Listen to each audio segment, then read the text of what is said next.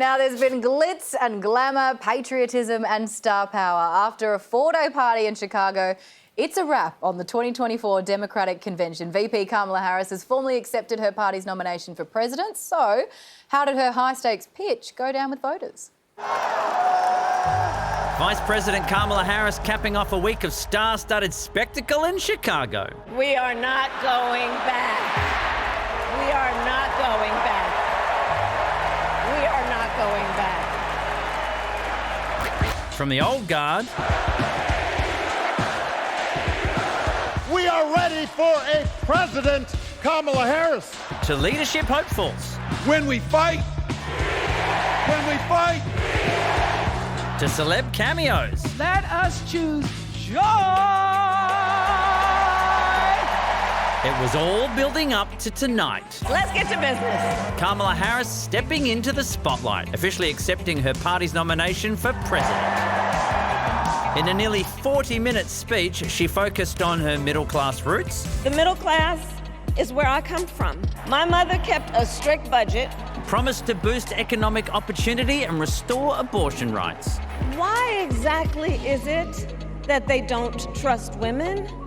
Well, we trust women. And echoing her predecessor, she stood by Israel's right to defend itself, as well as calling for Palestinian self-determination. What has happened in Gaza over the past 10 months is devastating. The scale of suffering is heartbreaking. Naturally, Harris also took a swing at Donald Trump. Donald Trump is an unserious man. But the consequences of putting Donald Trump back in the White House are extremely serious. Meanwhile, Trump furiously posted live reactions on his social media. Too many thank yous, too rapidly said. What's going on with her? Is she talking about me? Before dialing into Fox News. Polls show that she's having some success. No, she's not having success. I'm having success. But in Chicago, it was a Democratic party. Rejuvenated amid a tightening presidential race. So let's get out there, let's fight for it, and together, let us write the next great chapter in the most extraordinary story ever told. Wow, Steve Clemens was at the convention. He's with us now. Steve, this was the biggest speech of Kamala Harris's career. How do you think she went?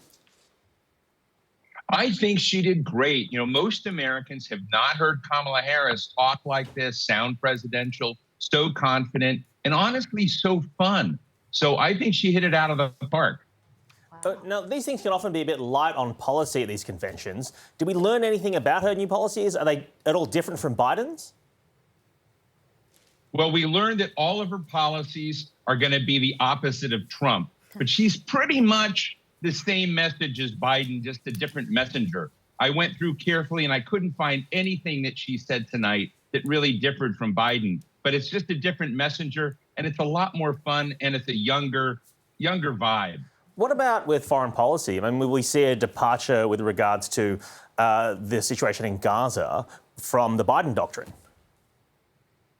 Well, what we heard is she's more robust in at least talking about the plight of the Palestinian people. She said she's unwavering in her defense of Israel, unwavering in her support of their security. She highlighted and said something that triggered a lot of people. She said that Israelis suffered horrible sexual violence during the October 7th attack, and that's been controversial with some Palestine supporters. But she's also said, hey, Palestine deserves better. They deserve justice. They deserve self-determination. And she was up there with both elements of that. Joe Biden took a while to bring that Palestine side into his commentary. He's there now, but it took him a long time. So I don't know if that's going to satisfy both sides of the equation, but at least she's put both sides in her speeches and said, we need to support Israel. We need to humanely embrace the victims and those in Gaza who right now are under incredible stress.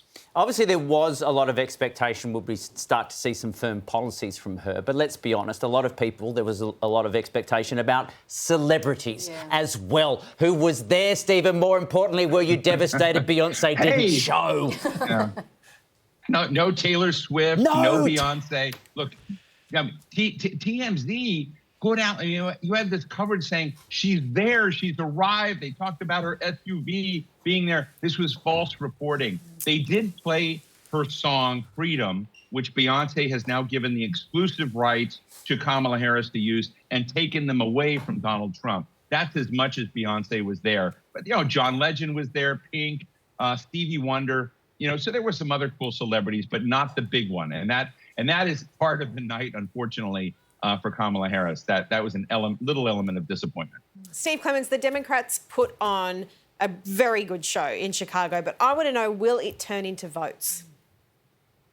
Well, look, right now, if the election were held tomorrow, I think Kamala Harris would win. She's ahead in the leading battleground states. We have 73 days until the election, and she's now going to go through what I would call the media meat grinder. Every element of her policies and programs are going to be kick tested, pressure tested.